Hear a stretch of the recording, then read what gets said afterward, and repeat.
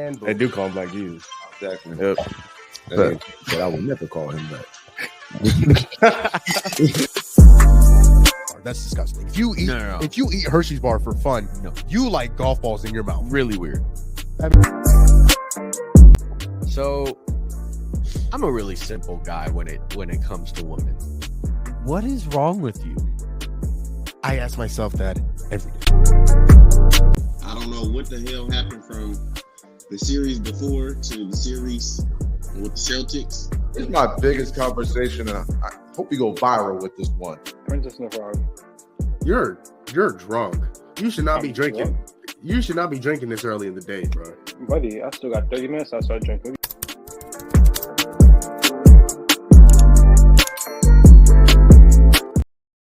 Yo, what's going on, everybody? Welcome back to another episode of Gumball Sports Machine. DLO, did you see the new intro? I did. You saw what do you think about it? Dude, tough. Is it Tough, yeah. okay? I'm glad. I kind of worked hard on it. I'm excited about it. I'm excited about it. Very tough, yeah. Okay, yeah. Let me know what y'all think. Let me know what y'all think of the new intro. That's good. That's what we're gonna be playing from now on. In the intro. Yep. I'm a very simple guy when it comes to Very simple guy. He's a very simple guy when it comes to that one. And yeah, we're gonna have to. We might have to agree to disagree. But you said Princess and the Frog is better than Cars. Oh, I did. It is, but I'm biased. I think Tiana is the best Disney princess. So You gotta be honest. I don't start.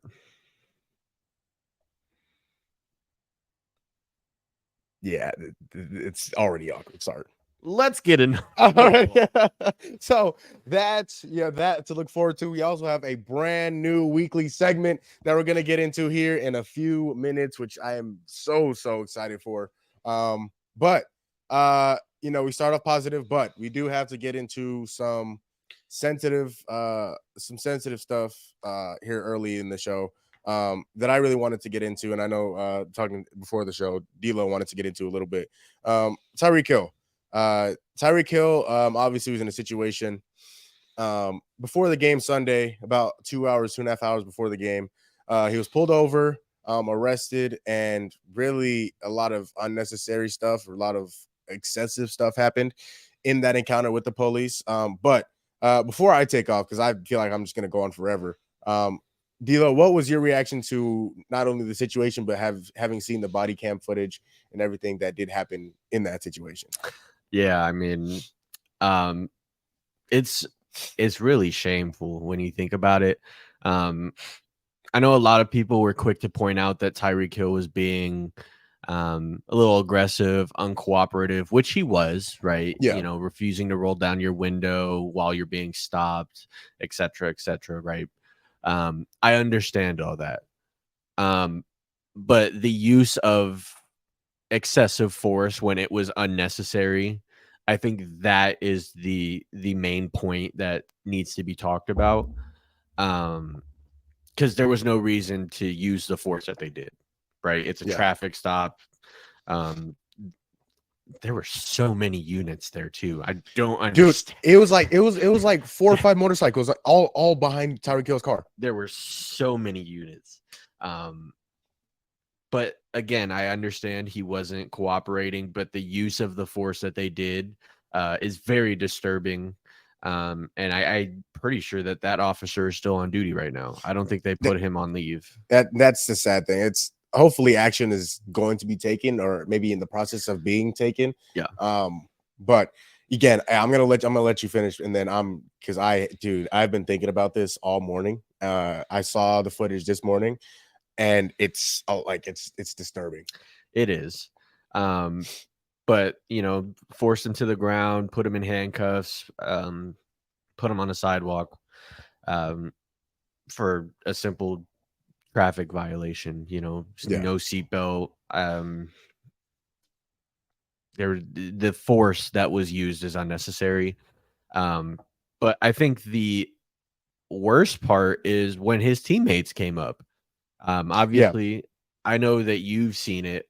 Calais Campbell showed up, and he was detained for being there. It doesn't make any sense. It does not make any sense to me. It doesn't. It makes no sense because he's not doing anything wrong, right? As a citizen, you are allowed to record, say whatever you want in public. It is a public space. It is guaranteed rights under the amendments, right? Right. He didn't do anything wrong. No. He was on the phone. Tyreek said he's getting detained. Calais Campbell showed up and he was there. And then Calais got detained. Yeah. For no reason. Zero reason. And Jonnu Smith, if you like, I know you saw the video. Jonnu Smith was about to get detained. He was about to, and then the Latin cop was telling him, get in the car, move the car, else I'm gonna give you a ticket. And then the other cop was telling him, just go ahead and leave. Just leave. Like, don't. And he was like, yeah, I'm leaving, but you're telling me you're trying to give me a ticket and everything. Yeah. So it's just a messy situation all around. I know Odell came up. I know you haven't seen that video, but Odell came up, asking what all was going on and everything like that. I think the situation just got way out of hand and it didn't have to. And yes, again, Tyreek Hill was being uncooperative. He should have just cooperated. He would have got his ticket. He would have moved on, right? Yeah. After that, the police, their job is to de-escalate situations. That's their entire job. They failed. They escalated the situation, which isn't their duty. Right. Their job is to de-escalate the tension that's going on, and they failed to do it. So I think overall, the job that they did it was an awful job. It should have never gotten out of hand in the first place. Just give him his ticket, move on, even uncooperative or not. There was no reason to detain him. The biggest thing now, I think all parties are in the wrong. Yeah. All the parties on the Tyreek Hill, the police. In my opinion, I think one more than the other is more wrong. I think the excessive force that the law enforcement used against Tyreek Hill was way more unnecessary than it was for Tyreek Hill to kind of in turn not cooperate in the situation that he was in. Even then, he still did what he was supposed to do. He rolled down his window, but he rolled down his window just short enough to just enough to give them his driver's license, in which they already had, which isn't illegal. No, it's not. That is literally the law. There's nothing that says that you have to roll your window down all the way. No, nothing. If they have your driver's license, I think he gave him his keys too, from what I know. I don't know if that's true. His car was still on, right? But from my understanding, it might have been a push. That's that. Now, if he did give him his keys and the car was still on, it might have been a push start in order for obviously something like that. But he had already given him all of the identification that they needed. There's no point to there's no reason for him to not have his window up, right? Like if he wanted to put his window up, he could put his window up. You're not speaking to him. You don't need anything from him. Right. You have his driver's license. You have his insurance. You have everything that you need. What is the problem? That's the biggest thing. That was the biggest thing for me. They had taken his driver's license. They had taken his insurance. They've taken the things that they need to write him a ticket, to go run his plates or whatever they needed to do. Write his citation and get him out of there. No problem. And that ended up being the problem. And I don't know if the cop was just having a bad day. I don't know because as soon as he rolled down the window, the cop looked over and the cop looked at Tyreek, looked back at the other cop, and said, "Oh, it's Tyreek Hill." So as soon as they said that, something should have went off. I'm like, okay, something's about to happen. Something's about to go off. So the biggest, and this is a situation that has been such a problem for a long time. And I'm going to get a little deeper than it is in sports, but this has been a very, very, very serious problem for a long time. The excessive force that they were using was ridiculous. It was unnecessary. They put their knee on his back while he's lying on his stomach. I've never personally been in that position, but I can't imagine it's very pleasant. It's one of those things. there's a reason why. I'll tell you this. There's a reason why Colin Kaepernick hasn't had a job in the NFL since 2016. There's a reason why things like that happen. There's a reason why people like him stand up to things like this, because this happens way too often. Happens way too often. And it's entirely too scary to think about. It is entirely too. I'm a black man myself, right? But I'm not even the one I'm worried about. My dad goes to work every day. What if something like this happens to him? All my uncles, my brothers are black. Like I said, the men in my family. What if something like this happens to them? So, and that officer also had to realize Tyreek Hill has a family. He has kids. He has a wife. He has a mom who are all going to see this and are going to be worried about him. And it's if about something like this happening again. That cop has a family. I mean, I can't okay. I don't want to say like I know, but he probably has a family. If he does have kids, if he does have a wife, how are they going to look at him after something like this? I can't imagine it's a very positive look on what he just did, because it is disturbing. It is disappointing. It is sad. It is, again, there's a reason why people like Colin Kaepernick do what they do to try and end this. It's entirely too scary to even think about, and that's Tyreek Hill, somebody who has millions and millions and millions and millions of dollars. What if that was a random person on the street just trying to get home to their family? That is entirely too scary to think about. And whether you're having a bad day or not, these are still human beings.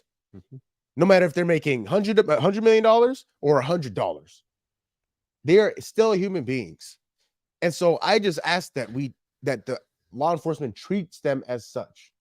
Yeah, and I think that those are the two big questions. One, what if it wasn't Tyreek, right? What if this was just some random person?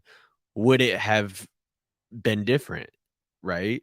I mean, obviously, there's going to be notoriety. You identified him as Tyreek Hill, so you know that this is going to go public. Immediately, as soon as I seen it, he looked back and said, it's Tyreek Hill. So what if this was not Tyreek Hill? Is there more force? Is this situation end up bad? You have to think about that, right? But number two, and this is the one that people are skipping on, is in his post-game conference interview, and he was asked, he was talking about it, and he's like, we've tried kneeling, we've tried speaking.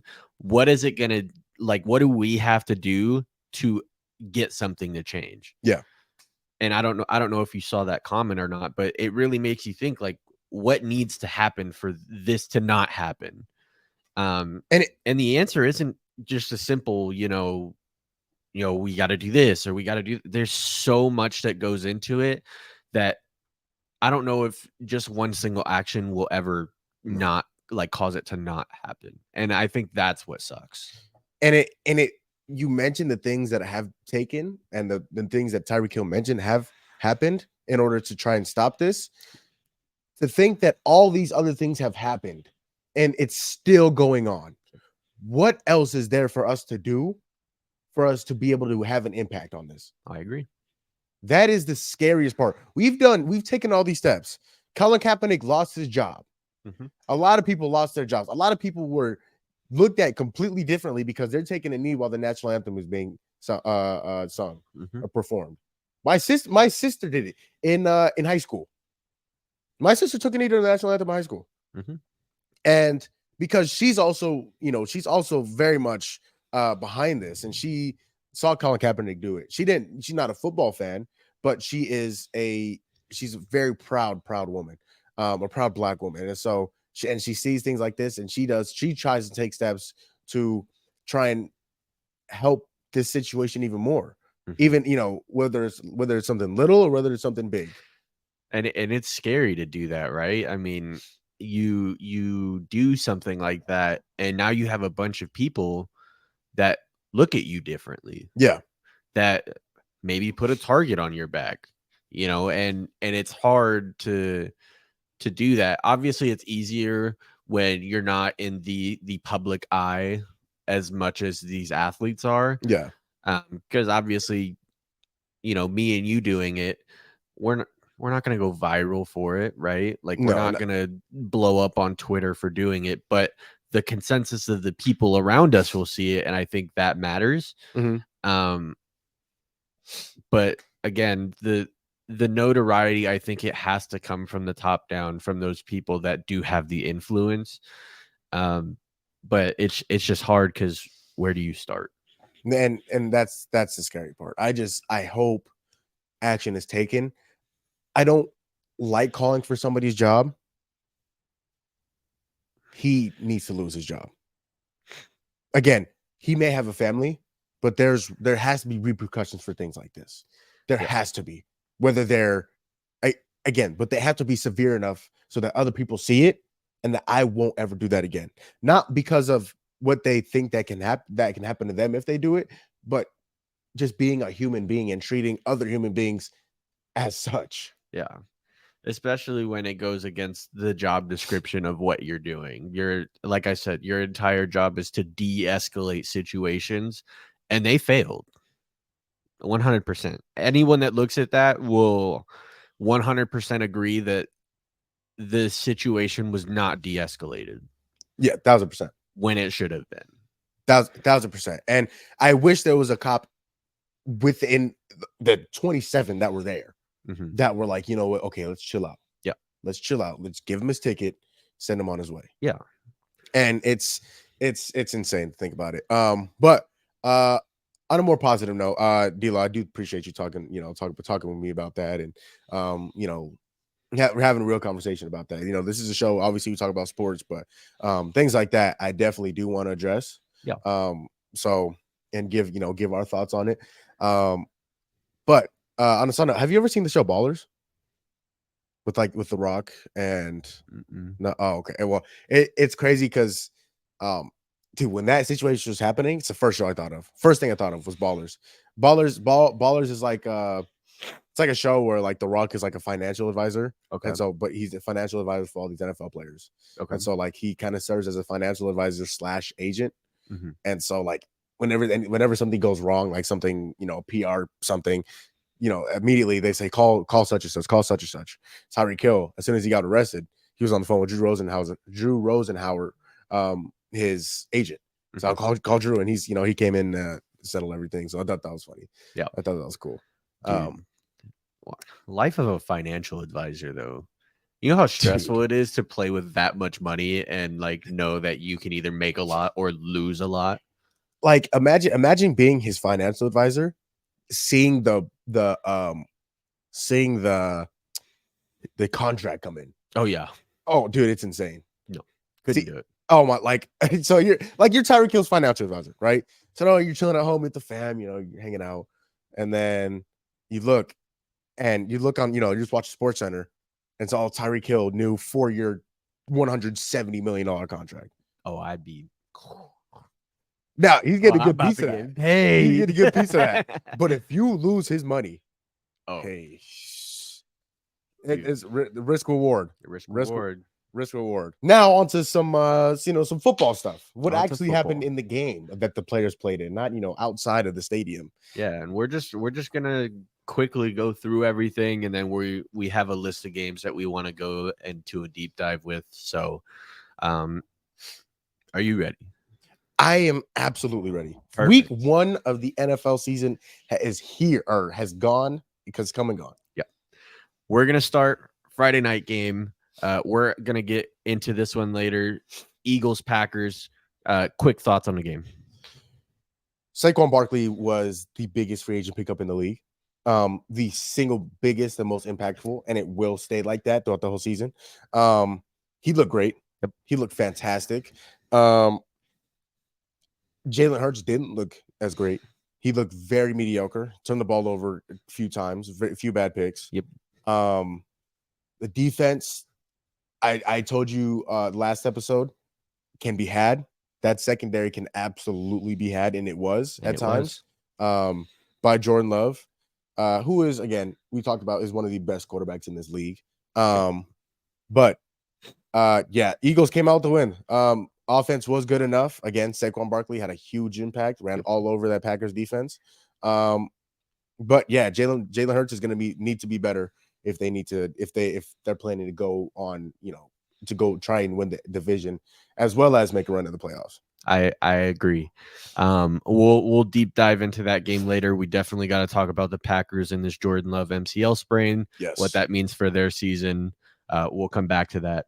A game that I don't think anyone was expecting to be a blowout. Panthers Saints. Go ahead. I'll let you take over. I think the Packers are going. I think the Panthers are going to experience a lot of those games this year. The Panthers are such a poverty organization. Like it is so like they're such a pathetic organization, and that's and I can say that now because that's where we, as in the Cardinals, were 2 years ago, in the final year of Cliff Kingsbury and Steve Keim. So again, the Saints look good. But again, I don't want to say they look great because of the competition they were playing. Yep. They did what they were supposed to do against the competition they were playing. Bryce Young, again, has no time in the pocket. He has no help. I was just about to ask, what does this do for Bryce Young moving forward? You think they panic? You think that they just need to beef up that O-line? They have to. That O-line has to be the next step, no matter what. That offensive line has to be the next step. Forget the weapons. Forget the receivers, the running backs. That offensive line has to be the very next step in order for the Panthers to make any sort of jump with Bryce Young. So you don't think it's a Bryce Young? You think it's on the O-line first, and then we test Bryce Young? 1,000%. I think Bryce Young is very talented. I think he could be a good quarterback in this league. But nobody, I don't care who you are. I don't care if you're Brady, Mahomes, Joe Montana, Peyton Manning. If you don't have time, if you have 2 seconds to throw the ball, you will have zero success. Zero. I agree, and we'll talk about it later. That's why I'm not panicking on Deshaun Watson just yet. Moving on to a team that definitely has a quarterback issue. Oh God. Vikings Giants. Giants put up 6 points in that game. Daniel Jones is there's a warrant out for his arrest. He's currently stealing money From the Giants. He is currently he's committing theft. How pathetic he looked on Sunday was awful. I mean, you're going up against a backup quarterback in Sam Darnold, who played great, by the way. Who had a good game, right? He had a good game. And I think his completion percentage was ridiculously high too. It's a Justin Jefferson effect. It honestly is. Justin Jefferson being the best receiver in the league, in my opinion. I think you're in agreement with me. But the fact that they were not able to get any offense going, the Vikings defense is not a top defense in this league. Maybe not even average. I think they're below average. But the fact that he wasn't able to get anything going at all, the Giants have a problem. Yeah, they missed Saquon heavily. Yeah. No run game, obviously no pass game. They were relying on the defense, and you can only rely on a defense so far before they get gassed and they get blown. 100%. That's how it is. Sam Darnold, if he continues to play the way that he is, I think the Vikings could compete for a wild card spot. I don't know if it continues, but I think that there's a chance if he continues like he did yesterday. Okay. Before we get on to the next game, let me ask you. I know you're not the biggest Bears fan in the world. If Sam Darnold continues to play the way that he's playing, who has a better chance to get a wild card spot between the Vikings and the Bears? The Vikings. And I think so. We'll get into it later when we discuss that game, but Caleb Williams was awful. He was terrible. Sunday. Absolutely terrible. Awful. He has to realize this is not college. This is not college anymore. No. Everybody's a pro. Yeah. Everybody's getting paid millions of dollars to go play football. Yeah, and we'll get into it. The defense carried. Oh, absolutely. Next game, the upset that nobody saw coming, the Patriots and the Bengals. Patriots 16-10 over Cincinnati. What are your thoughts? But what else is new? When the last year the Bengals won their opening day game was 2021, and they went to the Super Bowl that year. Yep. The offense looked terrible. They could not get anything going. Mm-mm. They could not get any rhythm. Obviously, Jamar Chase not being at training camp that was a loss. T. Higgins being hurt, another loss. They lost again. I think the biggest loss they had was Joe Mixon. Yeah.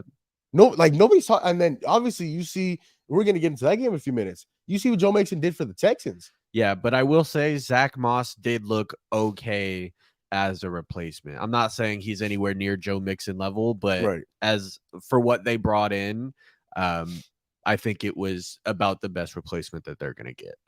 That's the thing. It's like with running backs, it's so hit or miss, and because nobody wants to pay running backs anymore. Nobody wants to give running backs these big contracts unless your name is Christian McCaffrey or Nick Chubb or not even Derrick Henry gets like he doesn't have a great amazing contract. Saquon Barkley, is another guy. So these great running backs are getting deals, and you have a guy like Joe Mixon who was in Cincinnati and did a pretty great job in Cincinnati. Yep, they didn't want to pay him. They didn't, and you know who did pay him? Houston. Boy, hey, Hey. he's just not a Madden player. Maybe he can actually play some football. Oh, I knew that. I've been known that. Joe Mixon is tough. He definitely is.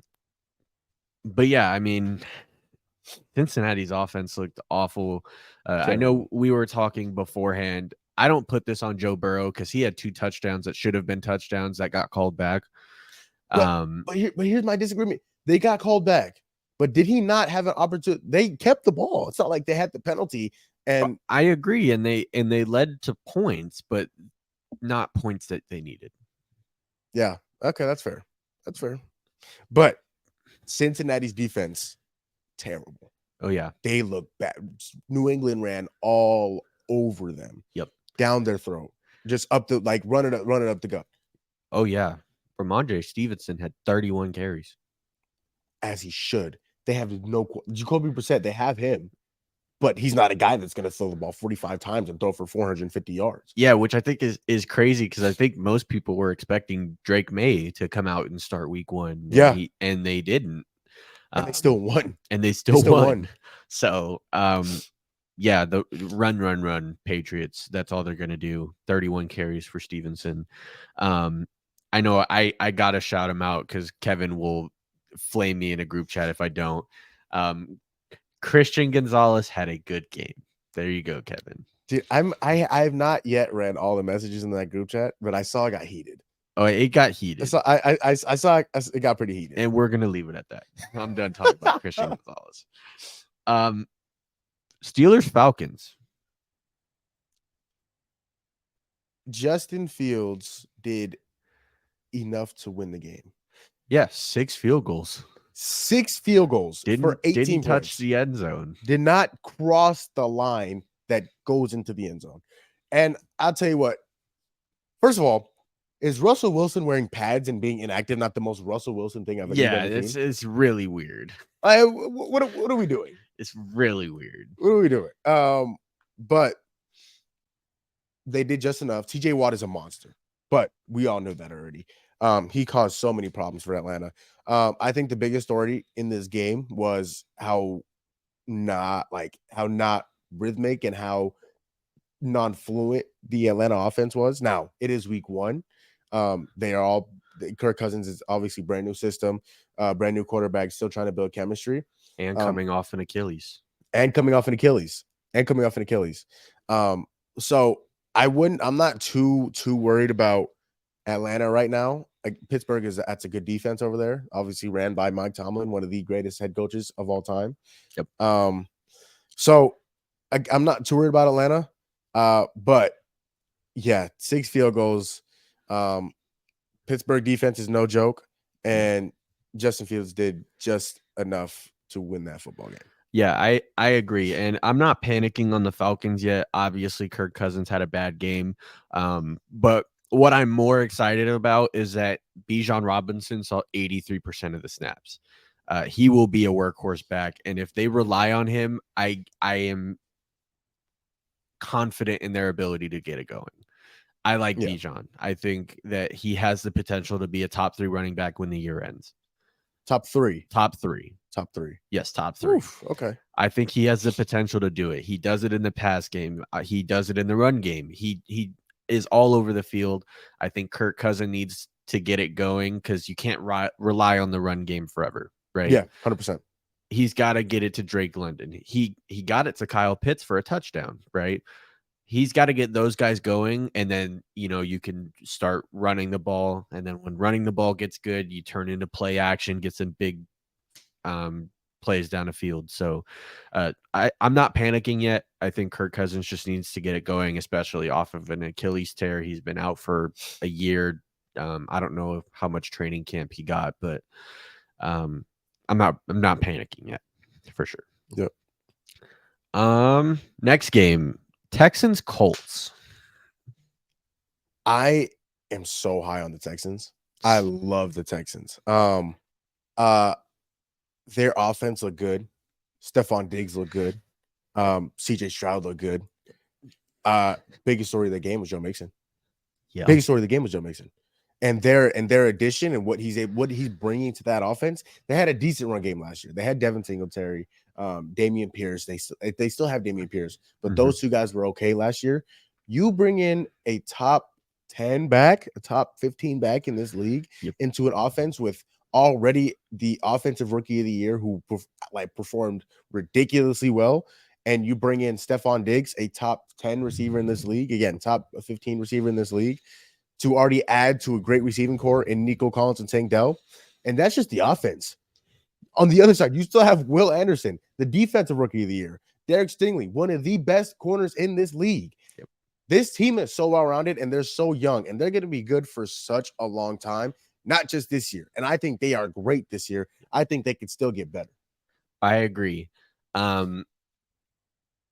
It's easy to look at that Texans offense and not think that they could be the best offense in the league. Obviously, when your wide receiver 3 is Tank Dell, that receiving room is incredible. That's ridiculous. It's ridiculous. And then you have Joe Mixon in the backfield, CJ Stroud, who blew up last year in his rookie year, and I think will only get better. That offense looks really good. The defense looked good. But I think the main takeaway for me was the play of Anthony Richardson. He looked good on Sunday. Who throws 60 yards off their back foot while getting hit? Who does that? Who does that? That is illegal in 72 cities. Yeah, he looked great. As much as we talk about the Texans offense, the fact that they only lost by 2 impresses me. And I may have some higher hopes for the Colts. Not that they're, I'm saying that they're going to be a playoff team or, stuff like that. But I think that they can go out and win some games this year. And if Anthony Richardson can stay healthy, I think that's the main concern. Obviously, JT couldn't get it going on Sunday, but I'm not worried about JT. But AR has to stop taking those shots. I understand that he likes to run, and I understand that he's a physical runner. He has to realize he has to stop taking those shots. Josh Allen is starting to realize that. And if Josh Allen is starting to realize that, then AR has to realize that now before he hurts himself and his career takes a completely different turn. Yeah, any quarterback in the league, they got to learn how to slide. Have to. I think the main exception to that is Lamar Jackson. I feel like he's just speedy enough to outrun most linebackers and DBs to get out of bounds. He just runs out of bounds. Yeah, like nobody's catching him even when he's running out of bounds. Yeah, so I think he's the one exception. But even Lamar, when he's scrambling down the middle of the field, knows when to get down. Yeah. And if Anthony Richardson can learn that and learn how to get down, same with Jaden Daniels. We'll talk about him in a minute too. If they learn how to get down, they can be promising. So, no, yeah, 100%. Yeah, it's AR. He's gonna be great. I have no doubt. He's gonna be good. He's gonna be fantastic. Next game, Cardinals Bills. We'll go in depth with this a little more later. Initial reactions on that. We look good. Josh Allen is one of the best quarterbacks, my opinion, top 3, top 4, maybe, in this league. Kyler looked so good, especially in the first half. He had command of the offense. He was making the right throw. He was making the right play a majority of the game. We were able to run the ball with a lot of success. James Conner looked good. James Conner looked good. Trey Benson, once we get him more acclimated into the offense, I think we're going to be even better. Yep. And the defense I know is going to struggle. The defense, especially against a guy like Josh Allen, the defense is going to struggle no matter what. And they were good in the first half. They held them to 3 points in the first half. No, 10. Or 10. 10. They had a last-minute touchdown. Yeah, you're right. And I'll tell you what, that was probably the turning point of the entire game. I agree. That was not being able to hold them to 3 going into the half. That was the turning point of the entire game, because then they get the ball at half, go back down to score again. Then it's a tie game. We come back down, go 3 and out. They get the ball again and go score, and now it's a 7-point deficit. Yep. So I'm really happy what I saw from Kyler. The play calling at the end of the game, really disappointing. I think we were playing not to lose instead of playing to win. Yep. I think we still should have been a little bit more aggressive towards the end. Drew Petzing, I like what he's done a lot. I love his play calling for the most part.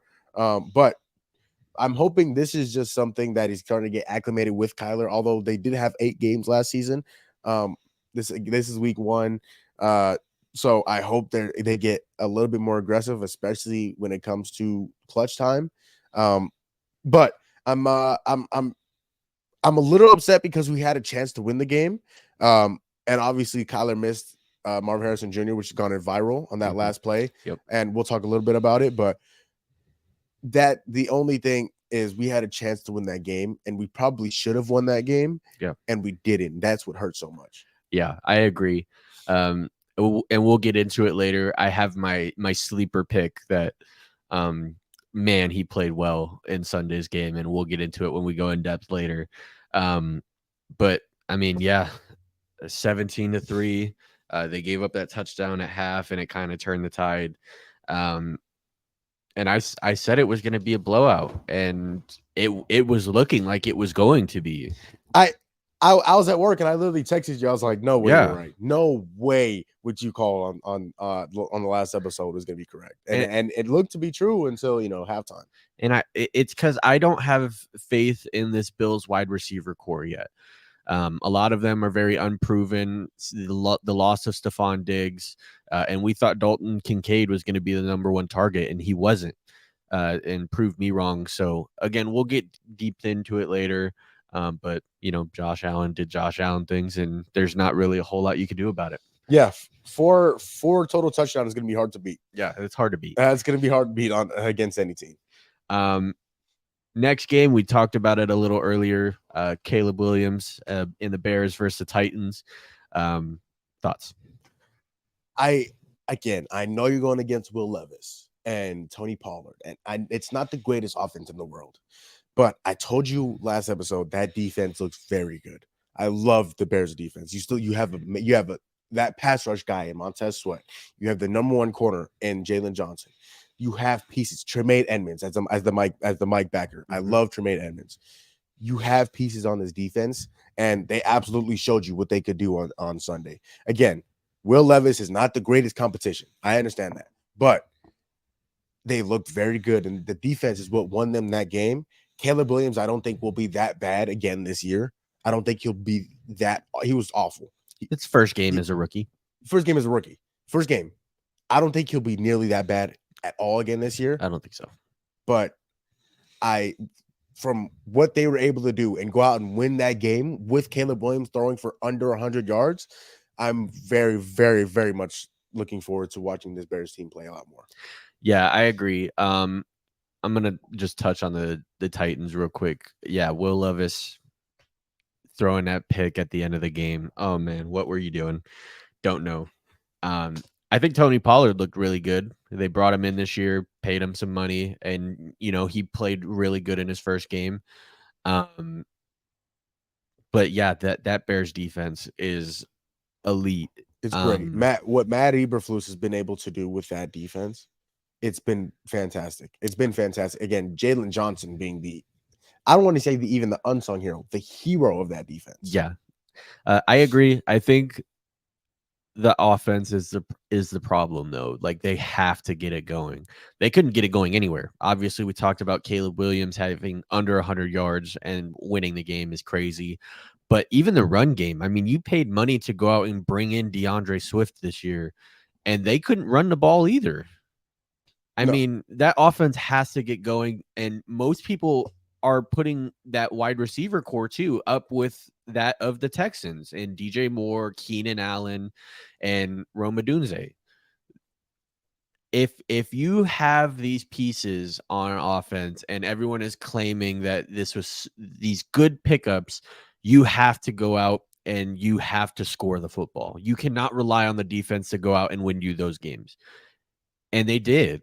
And I understand it's week 1, Caleb's first game. Right. I don't expect him to be that bad in any other game the rest of the season. But they've got to step up if they want to win more games. Keenan Allen did not look good, though. He did not look good on Sunday. He did not, but I'm excited that him and Caleb have the connection because he led the team in targets. Yeah. And that was surprising to me because I thought DJ Moore was the one on this team. And Caleb preferred Keenan Allen, which surprising to me, especially because they went out and they paid DJ Moore. They gave him money. Oh yeah, gave him the bag. They gave him a big bag, and so I thought that they were going to get him involved, but it was Keenan Allen, and I understand that Keenan Allen is the route runner that he is. He's going to be open. But yeah, that offense they have to be better if they want to win more games. They can't rely on the defense, especially against offenses that are going to be better than Will Levis and the Titans. 100%. 100%. 100%. On to the next game. We talked about Tyreek earlier, Dolphins, Jags. It was pretty mid overall, not gonna lie. Yeah, not the greatest football game. Not the greatest football game to watch. The Dolphins offense looked like they didn't play in the preseason. Looked stagnant at times. Looked very stagnant. Very stagnant. But yeah, they look like a team that hasn't played, didn't play in the preseason. And a lot of teams look like that. Yep. That conversation will be, should starters play in the preseason a lot more, But Tyreek Hill obviously had a great day. Tua had a pretty good game. But the big fumble by ETN hurt. Trevor Lawrence did not have a very good game. And he just got paid this offseason. But I fully believe that this Dolphins offense will be top 3 in the league in terms of yards per game and points per game. That's how good I think this Dolphins offense is. But again, they got the job done. They won. They went out there. I think they're gonna win the AFC East. Mm-hmm. I think they're the best team in the AFC East all around. So I'm very much looking forward to watching them. But again, they didn't look great, but they went out, got the job done, and got the win. Yeah, and I think that's most offenses that we saw this weekend, outside of the Saints putting up freaking 47 points against the Panthers. A lot of the offenses didn't look very good on any team that we saw this weekend. And I think that's just, they didn't play in the preseason because all of the defenses looked, outside of the Panthers. It's hard to say that the Panthers did anything right. Yeah. But like all of the defenses outside of the Panthers looked serviceable at best. Right. Or at worst. Most of them were really good. And so I think it's just a offense not playing. They're not connected for preseason into week 1. It'll get better. I'm not worried about any team that has Tyreek and Jalen Waddle as a 1-2 punch. No, you can't. That's the best receiver in the league, and top 15 receiver in the league that can just run by anybody. Yeah, and Devon Achane looked great. Yeah, especially in the pass game, looked phenomenal in the pass game. If they can consistently run the ball, they are already one of the best offenses in the league. If they can consistently run the ball, they will be the best offense in the league and possibly a historical offense in this league. I agree. And it all comes down to Tua. Can Tua get these playmakers the ball? We'll see. But I have faith in the Dolphins. I like the defense of the Dolphins. Yeah, you get a Jalen Phillips back, who had tore his Achilles last season. You get him back, which is I think he's going to be great. I think he's going to be great. You still have a Javon Baker. You still have a Jerome Baker. You added Calais Campbell on the inside. You have these pieces. You still have a Jalen Ramsey, who is a top 5 corner in this league still. So you still have these pieces. Javon Holland. That's what I was thinking of. Javon Holland in the secondary. You still have pieces that can go win you games, and that's exactly what they did on Sunday. I agree. Over to the Jags. Fumble from ETN. Hurt a lot. The Jags passing game was not there. I'll tell you, Brian Thomas Jr. looked good though. Brian Thomas Thomas Jr. Jr. looked looked good. Evan Ingram, who is a great tight end last year, nowhere to be found. Christian Kirk, who we thought was going to be wide receiver 1 coming into this year, nowhere to be found. They got to get going. Again, defenses can only carry you for so long. And I think Jacksonville has a solid enough defense to, especially if you're going to limit Miami to 20 points, you have to go out and win that game. Have to. But yeah, I'm not panicking. I still think that T-Law can be a top 10 quarterback to end this year. I still believe in him. We'll see though.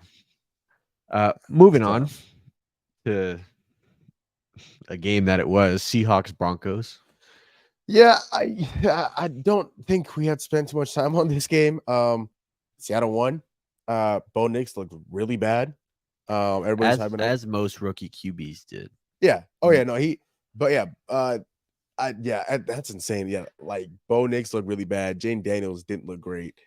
Caleb Williams looked awful. Again, I don't think too much time on this game. Geno Smith has been doing Geno Smith things. He was able to go out and win that game. Yeah. It sucks, as a Cardinals fan to see Seattle go in that game, but Seattle goes out and win week 1 in Seattle. It is what it is. Yeah, I think the two biggest takeaways are both Bronco related. One, that defense is the highlight of this Broncos team. As it usually is. Pat Surtain, I still think you can argue him being the best corner in the league right now. You can definitely argue it. Is there somebody that's better than Pat Surtain right now? I mean, you have Sauce. I think that's kind of your 1-2 punch. I don't know. I might give it to Surtain. I was putting AJ Terrell in that convo too. I don't know if AJ Terrell's top 3 though. I like what I see from AJ Terrell, but I might put Pat Surtain 1, and he got paid. He got the bag. He got the bag, and I know he's upset that Jalen Ramsey got a bigger bag than him. Not even what 24 hours later. Yeah, I know. As Jalen Ramsey gets the resets the cornerback market again. Yeah, but Seattle's run game is what carried them because DK did not have a good day. JSN didn't have a good day. Obviously, no Tyler Lockett, and they still found a way to win the game. And I think it's because Kenneth Walker had a good game and Charbonnet in that backfield. But I think the bigger takeaway is that you can't trust anyone on that Broncos offense. No, there's nobody. I mean, obviously, you cut Tim Patrick. Javonte Williams, who I thought was going to be a very good back in this league. A good back, and he did not look it yesterday. The Sunday. No, he didn't, and that's kind of the sucky part. You can't run the ball. Bo Nix looked terrible. You still have Cortland Sutton. Obviously, you don't have Jerry Jeudy anymore. Yeah, but Cortland Sutton as your wide receiver 1, it's trouble. It's not going to win you games. You're asking for trouble of Cortland Sutton. I love Cortland Sutton. Love him, but you're asking for trouble if Cortland Sutton is your number 1 guy. I agree. Yeah. So yeah, not much else to get into. I think the Seahawks will be better offensively when they're not playing, the number 1 corner in a National Football League. I think that's for sure. Yeah. Moving on to a team that I told you I have been saying this since he was hired. Chargers Raiders. Jim Harbaugh gets his first win. What are your thoughts? Gardner Minshew. Those are my first thoughts. Gardner Minshew is QB1. Those are my first thoughts. And so I think the Chargers are going to be okay. I think they're going to be very, very, very mid. I think they win 7 games. I'd probably say they win around 7 games. You're still in a decently tough division. Actually, no, it's not even a tough division. You're in the same division as Kansas City Chiefs. Mm-hmm. Trying to compete for a wild card spot with teams like Baltimore and Pittsburgh and Indianapolis and all these teams and Jacksonville. We just talked about them. Miami, Buffalo. Like you are competing for a wild card spot for all of these, for all the Jets. There's no shot they make the playoffs this year. I don't think they're gonna have very much success at all. Again, 7 wins, absolute max. I think Khalil Mack is traded by the deadline.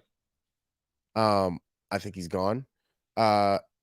Joey Bosa might be another one that might be gone by the deadline because I mean you have those 2 guys and you're just not able to do anything with them. And they're getting older, especially Khalil Mack. So again, Gardner Minshew. That's really the biggest takeaway I have. So and once they go up against Patrick Mahomes, you have to go up against him twice. So I think that's when Jim Harbaugh will get a real test. See, but I like the defense that they have. Obviously, we talked about Bosa and Khalil Mack, but we can't forget a top 2 safety, in my opinion, in Derwin James. Love Derwin James. Who's number 1? Let me think. Because I'd still throw Jesse Bates in there. Mm-hmm. Justin Simmons could be in that conversation. Buda Baker, Talanoa Hufanga. Heck yeah. Boom, baby. The best safety in the league. No, I'm playing. Oh, I'm playing. If you tell me a year ago, you absolutely have an argument. You 100,000% he got hurt. We'll have to see what he comes back with. But no, I like the defense of the Chargers, and their offense, while stagnant at times, looked okay. Yeah. Especially with the wide receiver core coming in. We didn't know how they were going to perform. Justin Herbert looks like he's actually having fun now that Harbaugh is in town. But I think the biggest takeaway is J.K. Dobbins and Gus Edwards in that backfield looked really good.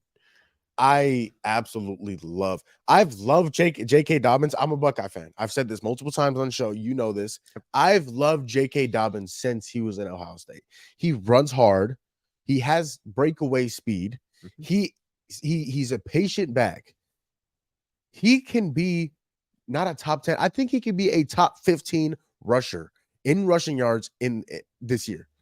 I agree. And that backfield of Gus and JK looked good. I think they will rely on that run game because the wide receiver core is as shaky as it is. But I think as they get more reps, as it'll continue going, Justin Herbert will develop a connection with a few of those receivers, and they will be, like you said, a mid-tier team. I envision them winning 7 to 8 games too. But I like the improvement. Herbert just needs more weapons on that offense.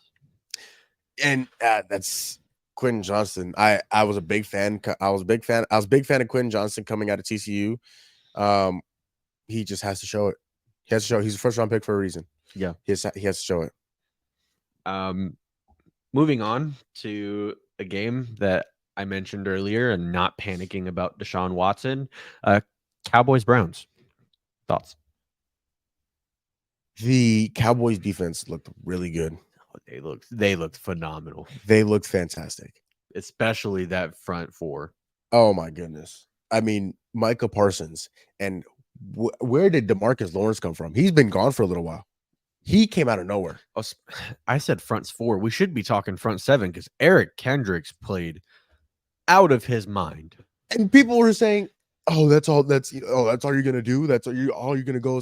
Eric Kendrick is now the Mike Becker of that defense. Oh yeah, who's been doing this for a long time. So he knows he knows how to make plays. He knows how to make an impact on a football game. Yeah, and they got rid of Van Der Esch and they replaced him with Eric Kendricks. And Yep. look at what happened. He was everywhere on the field. Everywhere. Dude, that defense was really good. Trevon Diggs coming back. He got the interception. He played really well. And they're still missing Deron Bland. He's out. Who is number 21 on the other side? I don't remember his name. Who was number 21 on the other side of Trevon Diggs? He had a decent game. He was not bad. I don't remember his name off the top of my head, but again, when the offense looked as bad as the Browns did, I think anyone could have looked good. Yeah, it's tough to say. Again, you are a little bit bigger believer. I mean, I still believe Deshaun Watson can be good, but you are a little bit bigger believer in Deshaun Watson than I am, especially from what I saw on Sunday. It's rough it's hard to believe that he can get back to even an average quarterback in the league. Listen, and I know off of week 1, most people are going to say that, but again, you talked about it earlier. When the line breaks down as much as it does, it's hard for anyone to play good at quarterback. He had no time in the pocket. Of the 30 some odd plays that they ran, or passing plays that they ran, he was pressured on just a little bit under half of them. He was pressured in like 48% of snaps. Those tackles looked so bad. Oh, they were bad. They looked awful. And I understand that your main 2 tackles are injured right now, and if they come back, it might be better. But you have to give him time to throw the ball because he has the weapons. We saw it. Jerry Jeudy, Amari Cooper is still there. Jerome Ford in the backfield played okay. David Njoku, who did get hurt.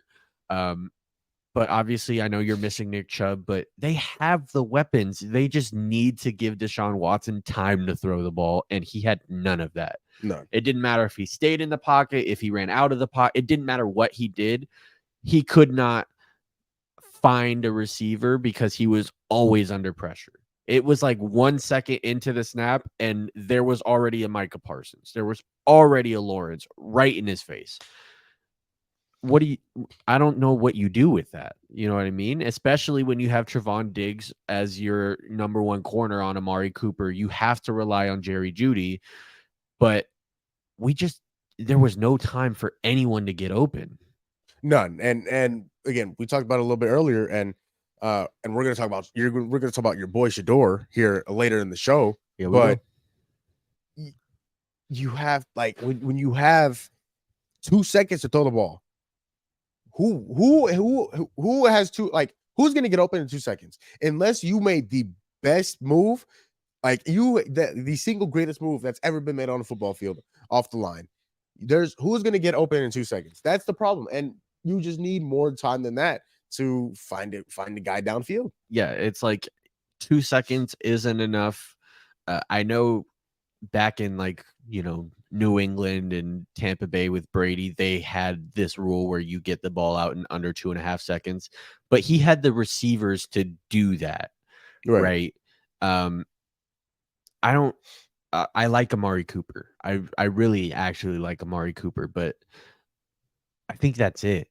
Obviously Jerry Jeudy did not perform in Denver, and that's why he was gone. Maybe he turns it around in Cleveland. But again, that's Tom Brady we're talking about too, right? And even if he couldn't get the ball out in 2.5 seconds, he had the line to protect him. Deshaun Watson did not have that, and it showed. So I'm not panicking on Deshaun Watson just yet. I know everyone is calling for Jameis Winston to start week 2. You got to let him play it out. Dude, it's insane how quick fans are to turn. I mean, Atlanta, they're all already calling for Penix, and Cleveland, like you said, they're all already calling for Winston. And everyone was so excited when they signed Kirk Cousins. Yep. Everyone was excited. Everyone was talking about how this offense is going to turn around, and then they give him one game, and then you're already calling for someone else. Already. already. So It's insane. I think it's just a sports fan thing, and they think that one player is better than another. And after one game, they just need to give him time to relax, and they need to get him time. They have to. But real quick before we move on to the next game, I gotta ask: did you listen to the game? I watched that game. But like when you watch it, do you like listen to the commentary? Oh, Tom Brady was doing that game. You're Yeah. right. I forgot about that. What was your opinion on it on Tom Brady's I like first it. color game? I like his insight. Obviously, it's the greatest football player of all time, and his mind is what it is. I like the insight that he gives, and I thought it was good. I'm with you. I like the insight. He has the voice for it. He just sometimes I think he struggled. I think it was a little rough. I think he struggles sometimes getting words out. And It's his first time though. yeah, and so that's why I'm kind of giving him a break. I'm like, it's Tom Brady. He's gonna get better. Yeah. With the mindset that he has and being great, he's gonna get better at it. But yeah, I thought it was good for a first time. yeah, no, it was okay. It was okay. I just thought I'd ask you, see what you thought. Yeah. Any other thoughts before we move on? No, I think I'm good. All righty. Commanders Bucks. Baker Mayfield threw 4 touchdowns. Yeah, this is one of those games I don't think there's too much to talk about. Jane Daniels ran for 2 touchdowns. He didn't turn the ball over. I think so. I guess those are 2 positives. Passing game non-existent. 0. Terry 0. McLaurin had 1 reception, and for your number 1 receiver, that's unacceptable. Yeah. Who are you telling? Who are you telling? Oh, I know. We'll get into it. So it's tough. Baker looked good. Baker looked really good. The Bucks look good. The defense looked phenomenal. Yeah. But that is a Tampa Bay Bucks defense. Obviously you lost Devin White.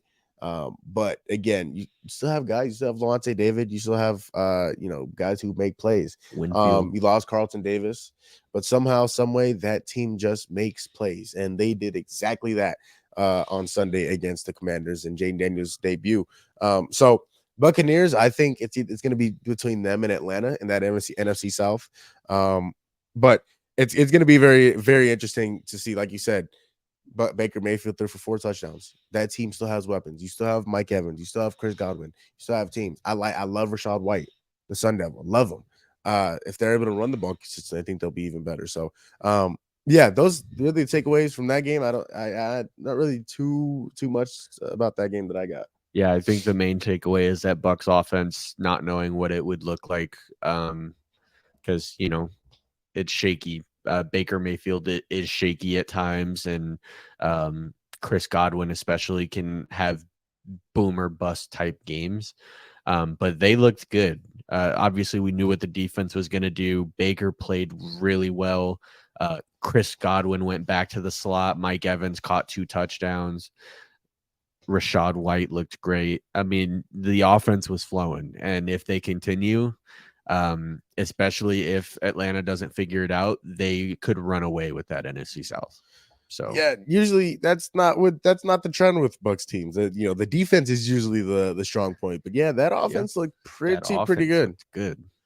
But yeah, not much else to say. Jaden Daniels, obviously the rushing upside is there, but he's got to work on that passing game, especially if you have a top 15 receiver, in my opinion, in Terry McLaurin. Like you have to get him the ball. 100% agree.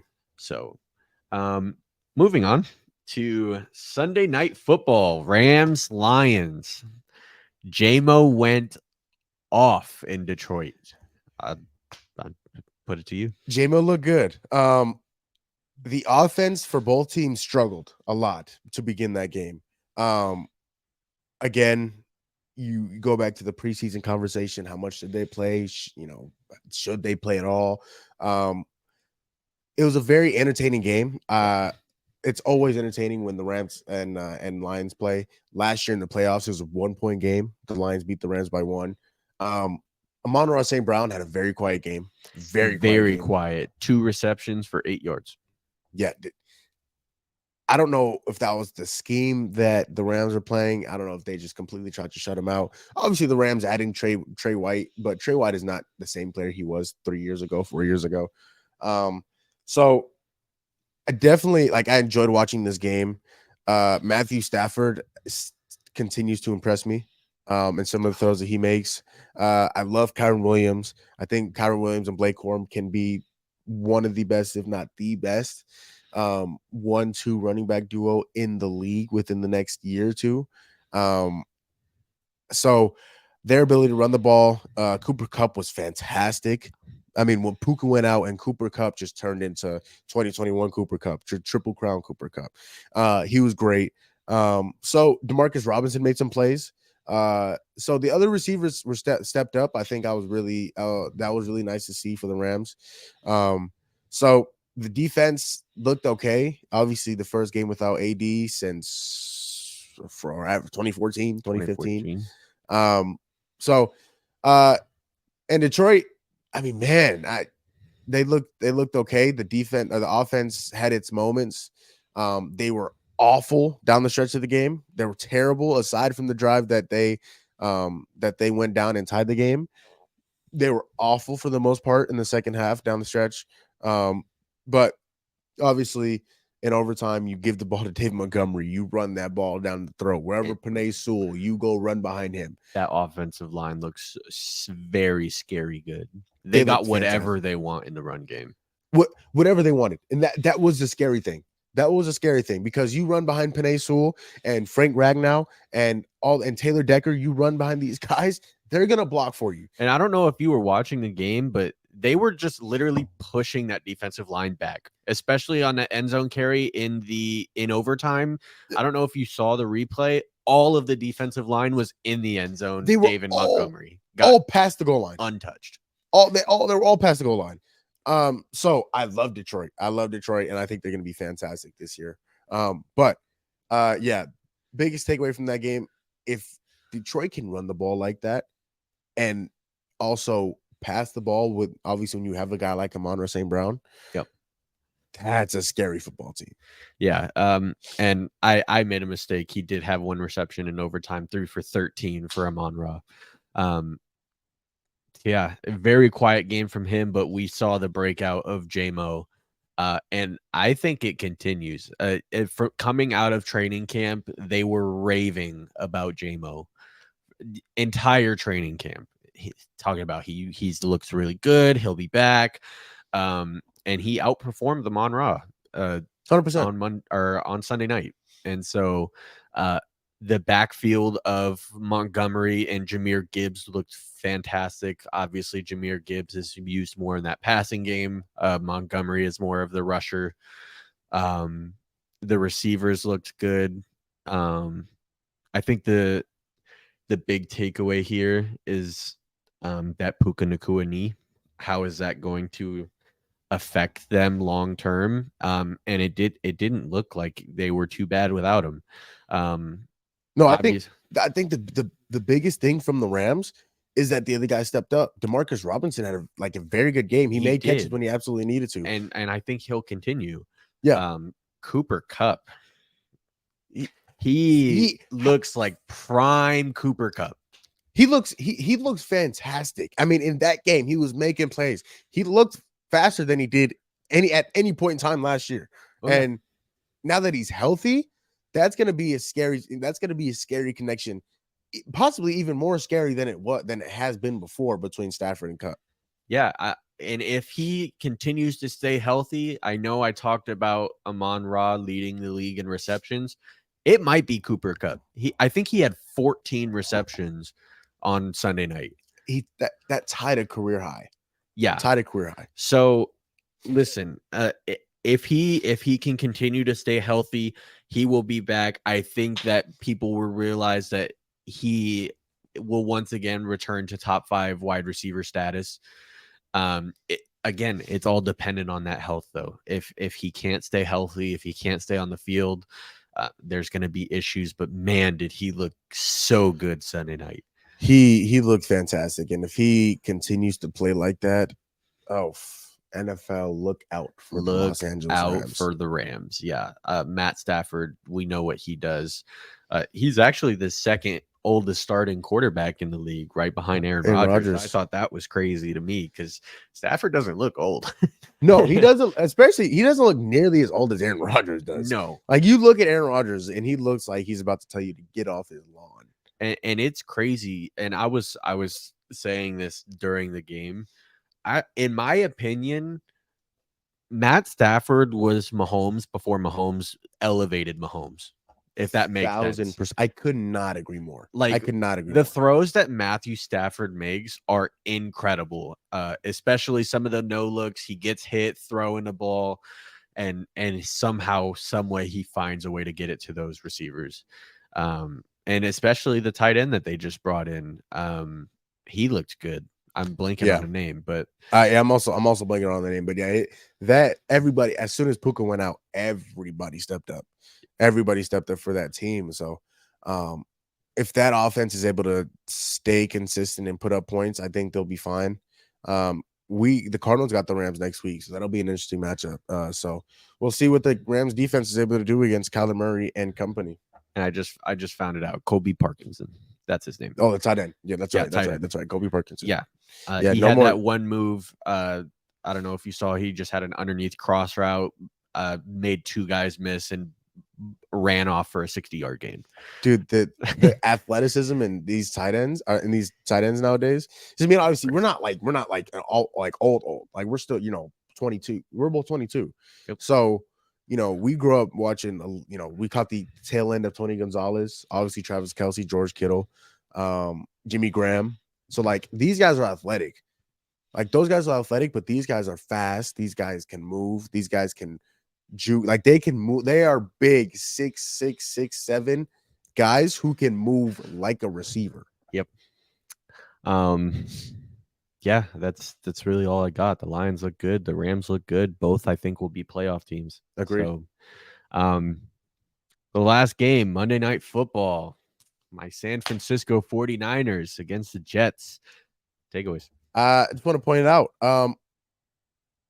I hate it. I hate that I'm saying this, and I hate that I was right. You won't hear me say this too often. I hate that I was right. I hate it, but I told you the 49ers were gonna walk all over the Jets. I don't believe in that team. I don't believe in Aaron Rodgers. That defense is very overrated. I think they have some pieces that can be good. Again, Sauce Gardner, I think, is a top 2 corner in this league. Quentin Williams is a top 2 defensive lineman in this league, or defensive tackle in this league. I love DJ Reed, but they can't stop the run. They can't stop the run. And I told you before the show started, Brock Purdy had the time to make a pizza, knit a sweatshirt, and then smoke a cigar, all while looking through his reads 8 times before actually making a throw. Yep. They can't get to the passer. Hassan Reddick is sitting at home. Pay that guy. Hassan Reddick, need to pay him, by the way. Don't know why they aren't paying him.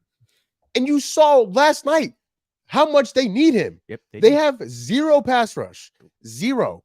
And again, I'm not saying this. I'm not saying I don't I think the Niners won because of I don't believe the Jets. No, I think the Niners are, again, fantastic.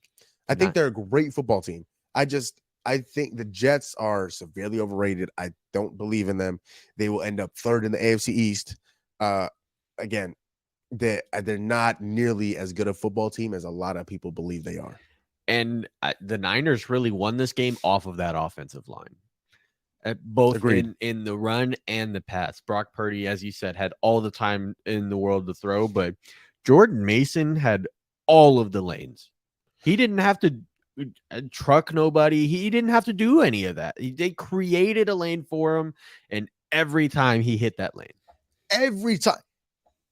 Kyle Shanahan needs to, all these running backs, Raheem Mostert, Jeff Wilson, C-Mac, and Elijah Mitchell. He gets running backs paid because this scheme, I told you before the show, I think I can go out and run for 10 total yards in a game. Heck, even Debo got paid off of it too.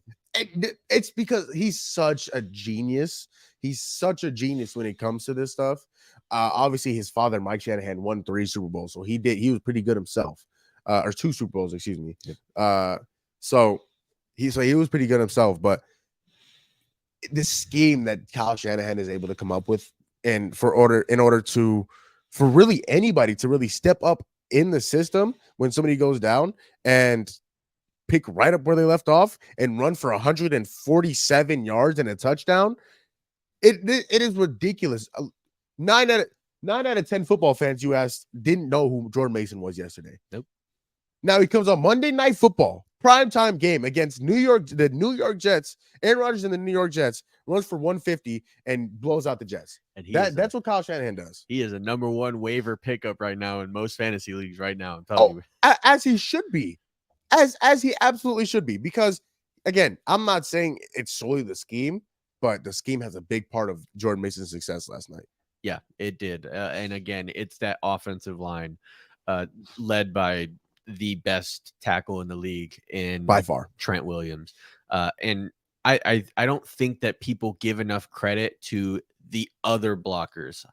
George Kittle is the best blocking tight end in the league, in the National Football Association. It's really not even close. And then you have receivers who are willing to block downfield. Juwan Jennings, I know we talked about him. Debo, we talked about him. These guys will go out and block. They're not just single receivers. They don't, they just go out and they push their corner and that's it. They will sit there and they will block until they hear a whistle. And that is what leads this offense. Again, Brock Purdy made all of the good throws last night. I'm still a believer in Brock Purdy. I hope you're picking up what I'm putting down.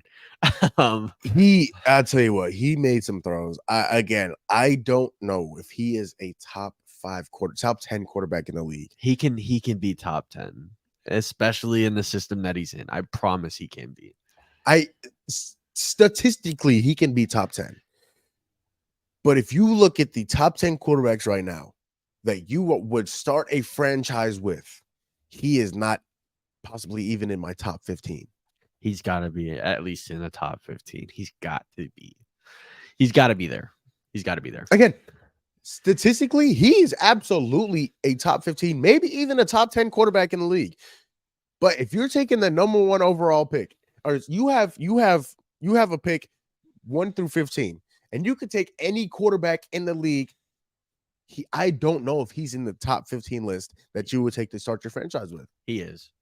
We can make a list and we'll talk about it on our next podcast episode. Okay, that's a deal. That's a deal. That's the final game, right? Yeah, I just wanted to move over to the Jets real quick. I know we talked about the defense, but the offense, they looked really good on some drives and then they looked really bad on others.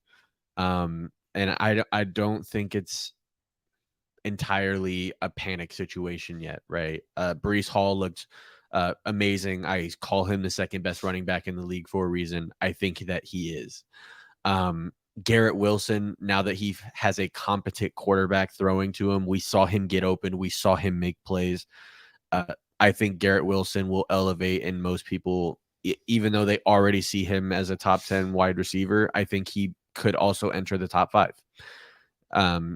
I think it all comes down to the play of Aaron Rodgers. And, I know he threw a pick last night. He had under 200 yards. It's his first game back from an Achilles tear. He hasn't played since week 1 last year, in which he only got 4 snaps. You got to you have to slow down on this week 1. I'm out for everyone's head just because we lost. He looks good for someone coming off of an Achilles. He didn't look like Kirk Cousins. I'll tell you that. And I know that it's a shame that I'm comparing Aaron Rodgers to Kirk Cousins. But again, he hasn't played football in almost a year. You got to give him time. I understand that. I don't see it happening.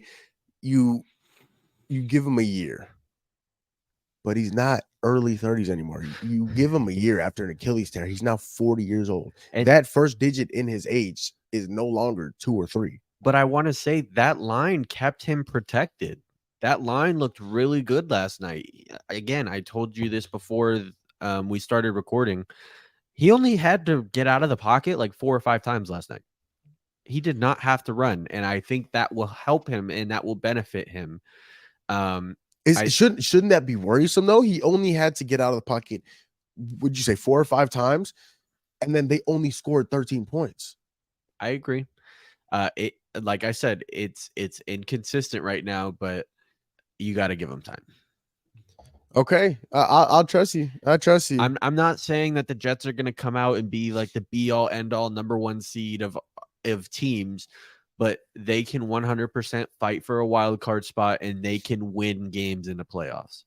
It's hard. It's really hard for me to say that because they are the 3rd best team in their division alone, let alone the AFC in its entirety.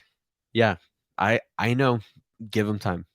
I promise you'll see it once it gets later in the season. I promise. I'm a believer in the Jets. I can't say the same.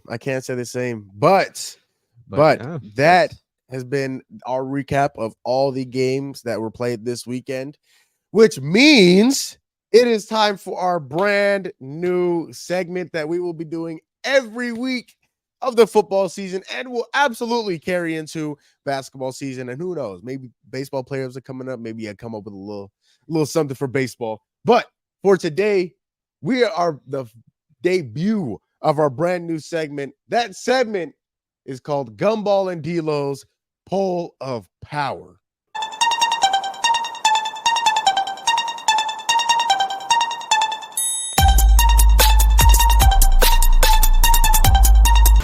You know what time it is. The Gumball and DLO Pole of Power, where we rank our top 5 NFL teams currently as we look today, September 10th, 2024. You see I got the headset on. You see what time it is. Gumball and DLO Pole of Power. This is my list, and we're going to go over it. DLO, we're going to give you a reaction as we go. But let's get to that number 5 spot. Number 5, we got the Houston Texans. DLO, if you can hit that button one more time for me. Listen, Joe Mixon might be the biggest addition besides Saquon Barkley in the entire NFL. Joe Mixon had 159 and a touchdown, 1 or 2 touchdowns, something like that. Ran all over the place. And now that you already have CJ Stroud on that team, one of the best quarterbacks in the league, offensive rookie of the year. You add Stephon Diggs, the top 15 receiver in the league, and then you already have Nico Collins and Tank Dell on that team already. That offense looks very good. They are my number 5 team in this league. Again, I think they win the AFC South. I think they could have a lot of success this year, win a playoff game, and again, see a lot of success. DLO, you can hit that number 4 spot for me, please. Number 4, the Detroit Lions. Detroit Lions obviously taking that first dub over the Rams in week 1 on Sunday night. Ran the ball very effectively. Did have their moments in which they were very slow. The offense didn't run at the highest level at points in time, but that might just be due to the lack of preseason play, the lack of really full 100% going in training camp practice, things like that. DLO, how you like the list so far?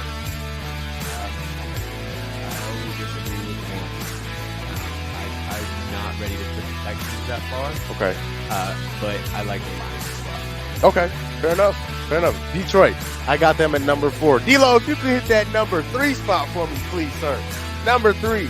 You already know I got the San Francisco 49ers. Oh, I forgot to put that. That's on me. Oh, that's okay. Oh, I completely forgot there was no picture on that. That's fine. Set me up.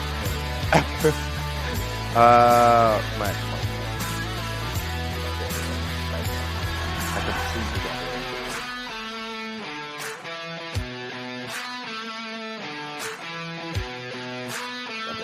So just do 141 to 143.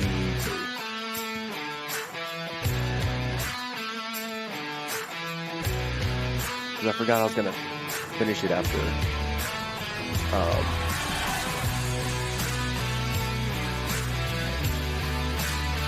Yeah, it's a game. I completely forgot. I think that didn't have a picture for it.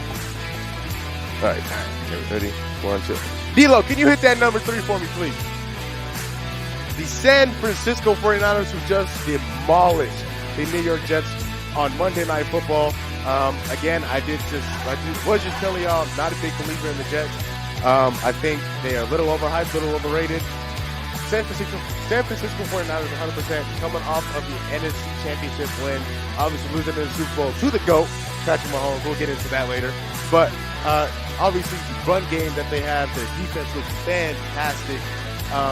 Kyle Shanahan is a genius. Definitely looking forward to that. D-Lo, you're seeing the Niners. What do you think about them at 3?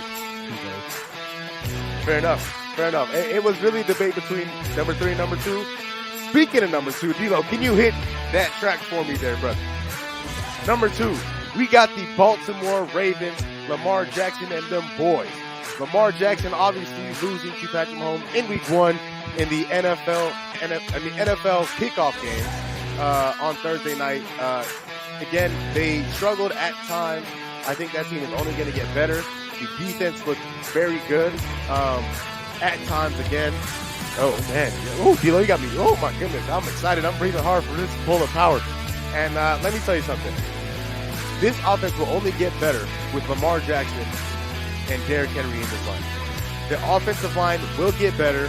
You get Ronnie Stanley back. He's starting to get healthy slowly but surely. And these receivers can make plays. Jay Flowers can make plays. You still have Mark Andrews. You still have Isaiah Likely, who absolutely showed up and showed out in Week 1 in that game against Kansas City. Definitely. So Baltimore, my number 2 team right now. D-Lo, what you said a little too low. You think you got the 49ers over the Ravens? Definitely got the Ravens.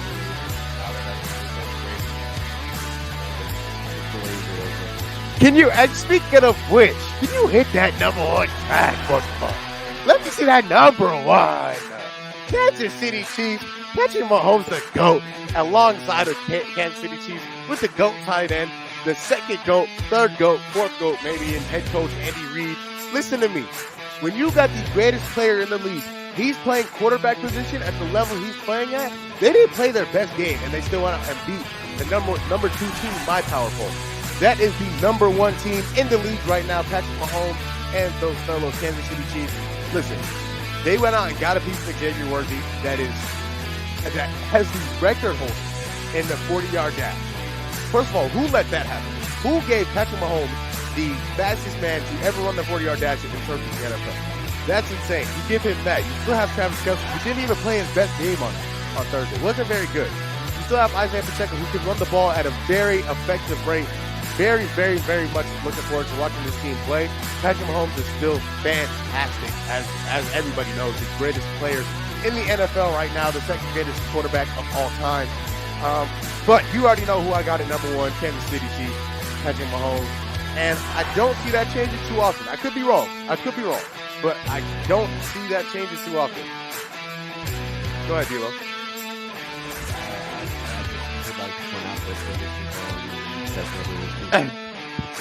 That's all right. We're going to get to his list right now. But tell you what, again, Kansas City. That's my list. Let me know what y'all think of my list. Hit me up on IG, on TikTok, on YouTube. Let me know what y'all think. We're going to do this every single week. Gumball and DLO's Pull of Power. Now, D-Lo, let's get to that list. All right, guys. Here we go. The more accurate Pull of Power, featuring my raccoon holding the toilet paper roll. Butt napkins, milady, of course. That's going to be on every slide. Starting off, number 5, I've got the Dallas Cowboys. The defense, oh wow, they were phenomenal. I'm giving the offense some time to settle in. Obviously, Dak and CD had those new contracts. CD was the holdout. I think they only get better from here. Jamal, number 4. I've got the Detroit Lions. Exactly where Jamal put him at number 4. Listen, Amon-Ra, quiet game, not much in the passing at all, honestly, outside of J-Mo. But the run game was phenomenal. Montgomery got his, Jahmyr Gibbs got his, especially more in the passing game for Jahmyr Gibbs. on those checkdowns. But I like the Detroit Lions. I think that they can be Super Bowl contenders, and I don't expect them to drop out of the top 5 very often. So, again, Raccoon on to number 3. I've got the Kansas City Chiefs. And listen, I know that Jamal put them number 1. They looked very good Thursday night, but I just think that the 2 teams that are ahead of them played teams that either overall I think look better, or they just dominated the other teams so much that I had to put them higher. Obviously, close game Thursday night. I liked what the Chiefs did. I've got them at number 3. On to number 2, I've got my San Francisco 49ers. And listen, they just came out, no C-Mac, Brandon Ayuk with no training camp, and they put on a show. That defense was incredible. Obviously, I didn't even talk about Trent Williams missing training camp, waiting for his new deal. Played phenomenal. The line was incredible. Yeah, he didn't look like No, not at all. training camp booth. Yeah, exactly. Ayuk, you could tell he missed some training camp. But, man, Brock Purdy looked good. That line looked good. Jordan Mason filled in really well with C-Mac. And Debo fully healthy now, in shape, and he looked good as well. So, number 2, San Fran, I don't expect them to really drop out of the top 2 for the season, but I'm biased. So, San Francisco number 2, but number 1, I've got the Philadelphia Eagles. Man, listen, they beat a Jordan Love-led Packers. I'm going to say Jordan Love-led Packers because he didn't go out until the final drive. They were great. They were had in that defense. Jordan Love got his numbers, but that offense looked incredible to me, especially with Saquon in both the run and the pass. Jalen Hurts found a way to get Smitty and A.J. Brown the ball. They put up 34 points on a secondary that me and Jamal were talking about is really good in our opinion, led by Jair Alexander, and they came out and they put up big numbers. I'm excited to see what the Eagles do from here on. I don't expect them to stay this high. They're and the power pull of beating. I know, and I don't like it either. Especially that Cowboys at number 5. I am not a Cowboys fan at all. You guys know how I feel about Dak Prescott, but they played good, and I liked what I saw out of the Eagles. I think they will win their division, and they could be a big threat in the NFC. So that's my top 5. I know I'm gonna let Jamal react to it a little bit. Go ahead, Sir. Yeah, let me tell you, Philly played very well. They played very well. Not number 1 well. I'm a big fan of Jordan Love. I think Saquon was the biggest addition, the single addition of any team in free agency this offseason. I just think the defense needs way too much help for them to be number 1. San Francisco, I can't argue. I was debating between them and Baltimore for that number 2 spot. Should have been San Francisco, but the fact that Baltimore is not in this list is surprising me.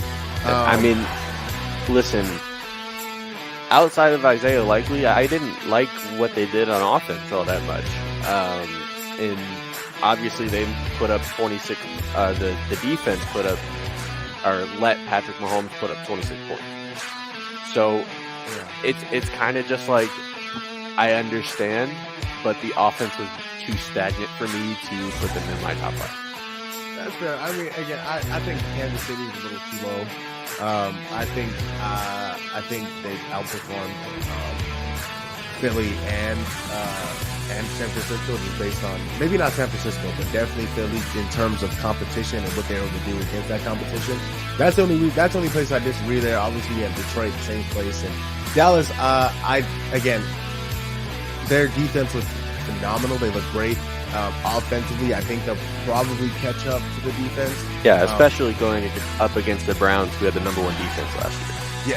We can't forget that. Yeah, that was like the scary part. And so they were able to put up. They were still able to put up 33 points. against that defense. So, and the defensive player of the year. So it's hard for me to argue a few of these things, but I can definitely argue a few of them. But there's our list. We will be back again next week with our. I'm gonna get the name right. Gumball and DLO's Poll of Power, and that was our top 5. That is gonna close out today's episode of Gumball Sports Machine. This was heavily football. Week 1 of the 2024 NFL season is officially in the books, and it's only gonna get more football. It's only gonna get. We will probably recording sometime else this week, maybe Thursday or Friday. Yeah. It'll still be a lot of football. But we'll probably get into some other things as well. Some college football. We didn't get to Shador today. We'll definitely get to that. Very, very, very soon in the near future. More Christian Gonzalez. It's terrible. I'm just kidding. Christian, you know what? Gonzo's pretty good. I have to admit. He is. He's pretty good. He's top 10 right now. No, he's not. Let's stop. I might put him in the top 10 right now. Let's stop. All right, let's close out the show. But that's gonna close out the show for DLO, David Largo, aka Awful Pull Power. Choose the wrong team, pick a new team, aka Christian Gonzalez hater. For yours truly, Jamal Gumo, aka Gumball. We will be back this week. Appreciate y'all for watching. I'm out. Get that ass out of